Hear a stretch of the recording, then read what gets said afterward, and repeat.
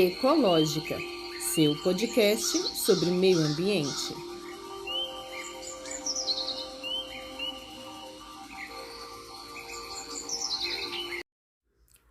Olá, sou Tatiane Costa e este podcast irá explicar, conversar, debater e te atualizar sobre todas as questões acerca do meio ambiente. Sejam todos bem-vindos e bem-vindas. Olá, ouvintes! Hoje é quarta-feira, 15 de março de 2023 e no episódio de hoje falo sobre a chuva que caiu no litoral norte de São Paulo no feriado de Carnaval, no quadro Meio Ambiente em Pauta. Meio Ambiente em Pauta, um quadro do podcast Ecológica que traz as últimas da área ambiental.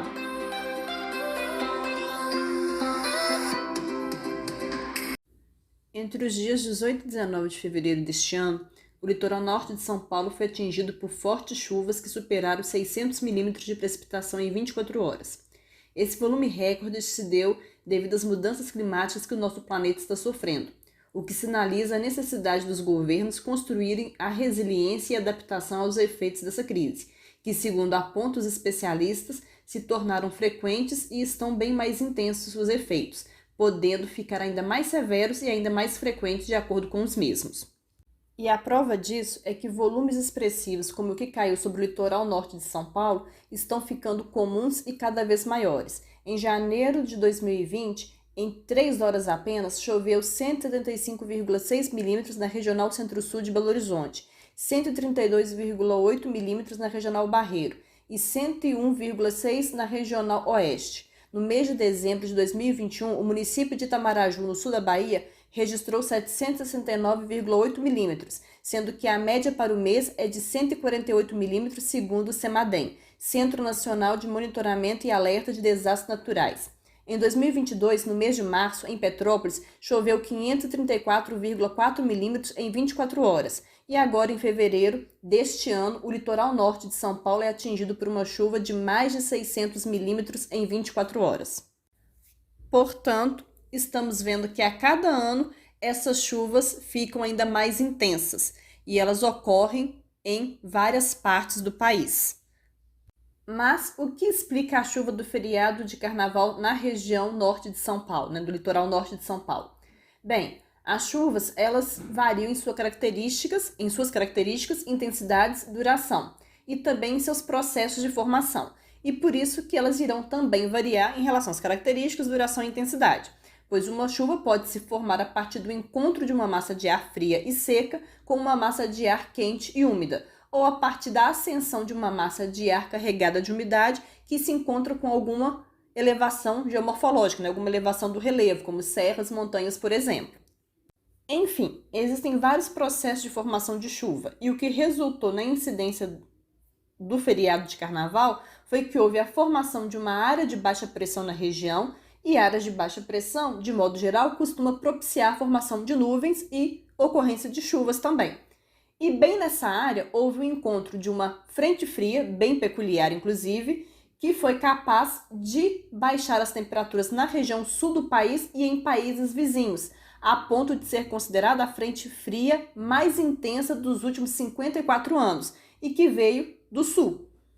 E teve o encontro então dessa massa com o ar quente e úmido vindo do norte, o que provocou uma concentração de nuvens na região que subiram em direção à serra e ocasionou a chuva de volume recorde, que provocou a tragédia que vimos pela TV. Sendo que toda essa tragédia foi agravada pela atuação do sistema de baixa pressão, que intensificou os ventos e aumentou o nível do mar, fazendo com que as águas pluviais ficassem todas concentradas na região pelo fato do nível elevado do mar dificultar o escoamento dessas águas.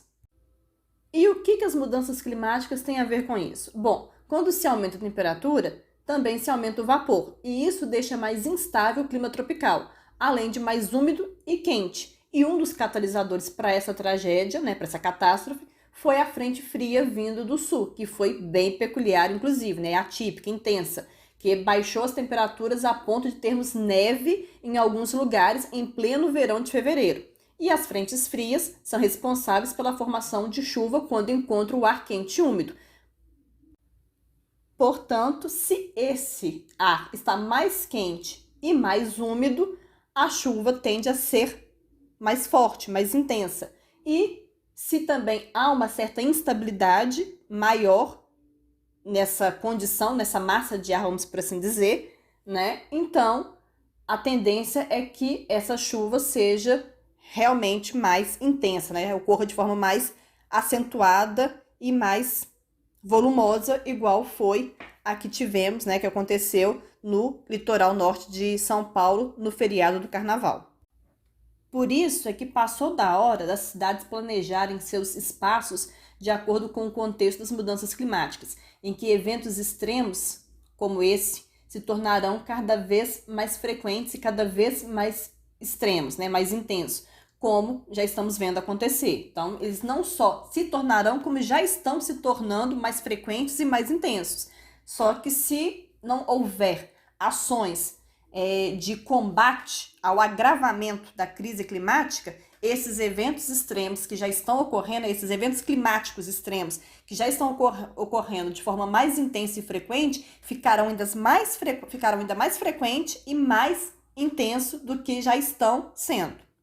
E esse planejamento deve ser feito, né, tanto no âmbito da adaptação quanto da resiliência. Então, além de combatermos o agravamento da crise climática, né? Além de adotarmos atitudes, ações, hábitos e planejar mesmo o combate ao agravamento da crise climática, também deve existir planejamento, né? As cidades devem planejar também a adaptação e a resiliência.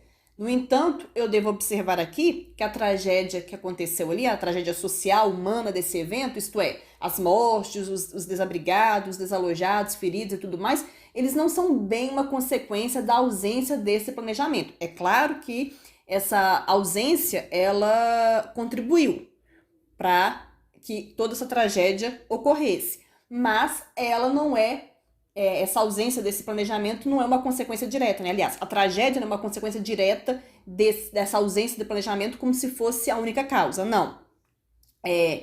A tragédia ali é uma consequência da ausência de outro planejamento, pois a parte que, digamos, nobre da cidade, elas não foram atingidas, mas o volume da chuva que caiu sobre essa parte, digamos, mais nobre foi o mesmo.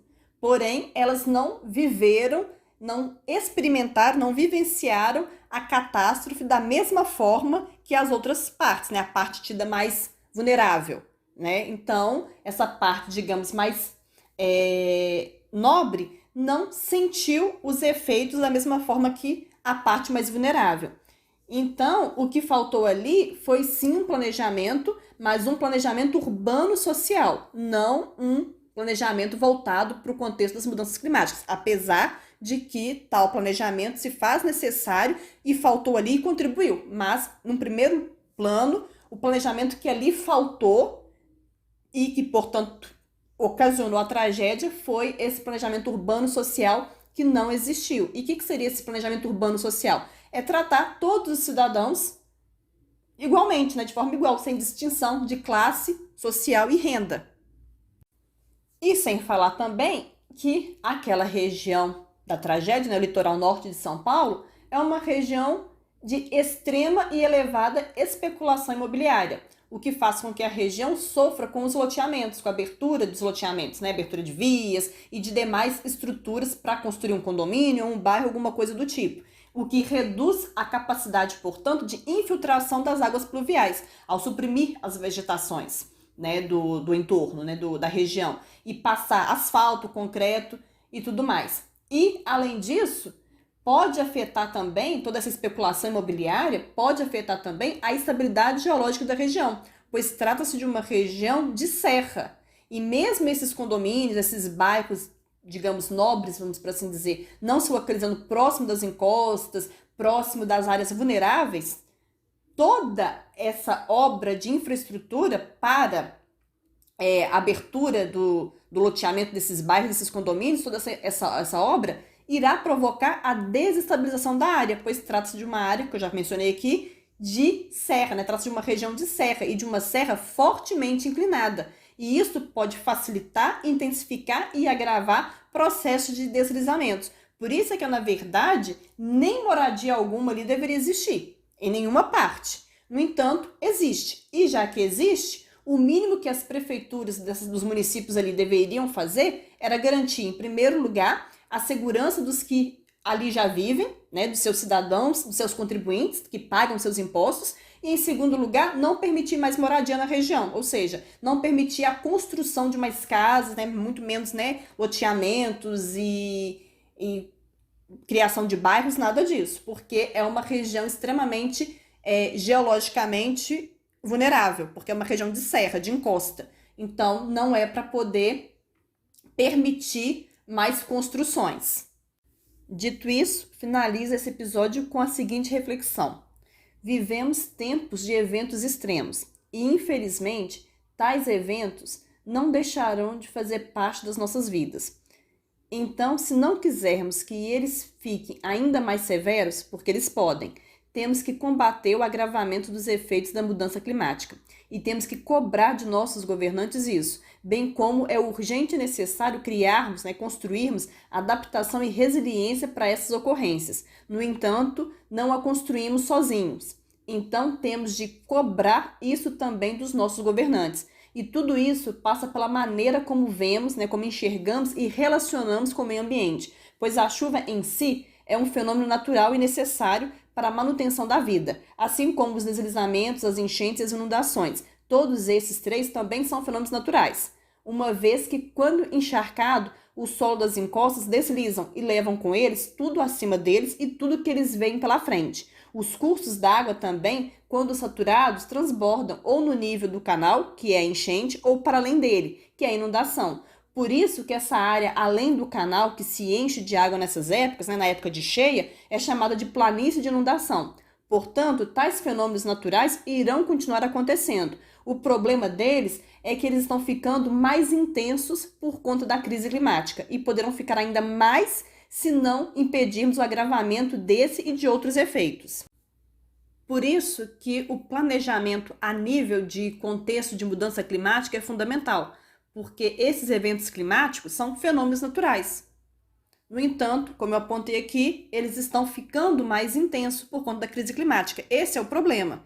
E o problema é esse porque, no eles ficarem mais intensos, o preparo existente pelas cidades é insuficiente, ou seja, a forma como as cidades lidam com esses eventos agora não são suficientes. Nós não temos mais respostas efetivas e imediatas para esses acontecimentos, porque não temos um preparo, não temos uma adaptação, uma resiliência, um planejamento a nível de adaptação e de resiliência construído. Por isso que existe essa necessidade e é importante pensarmos num planejamento a nível de mudanças climáticas.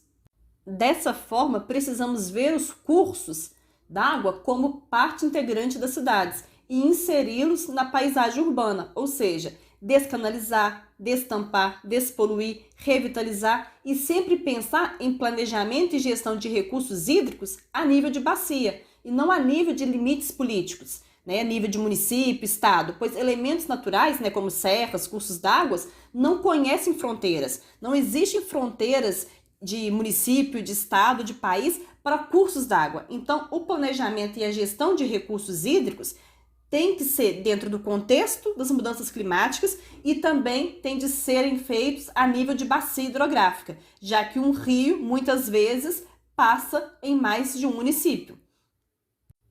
Então, toda essa ação de destampar, descanalizar, despoluir e revitalizar tem que se dar a nível da bacia hidrográfica. No entanto, não só essas ações que irão solucionar o problema em questão. Existe um monte de ações, como, por exemplo, aumentar as áreas de absorção das áreas pluviais através da criação de mais áreas verdes, através da implantação de sistemas de captação de água das chuvas em condomínios, prédios comerciais e empresariais, nas casas, nas escolas, através também de pavimentação permeável, enfim. São muitas as possibilidades, desde ações super sofisticadas e grandiosas a ações simples e pequenas, mas que resolvem a questão. E como amanhã, 16 de março, é comemorado o Dia de Combate às Mudanças Climáticas, para conscientizar a população sobre esse cenário que nós vivemos e a importância para lutarmos, combatermos o agravamento dos efeitos da mudança climática, convido então os ouvintes a refletirem sobre as ações que podem adotar no dia a dia de vocês para conter esse agravamento da crise climática. É isso, ouvintes. Chegamos ao final de mais um episódio do seu podcast sobre o meio ambiente, o Ecológica. Eu agradeço a vocês por terem ouvido, espero que tenham gostado e até o próximo programa. Espero vocês lá.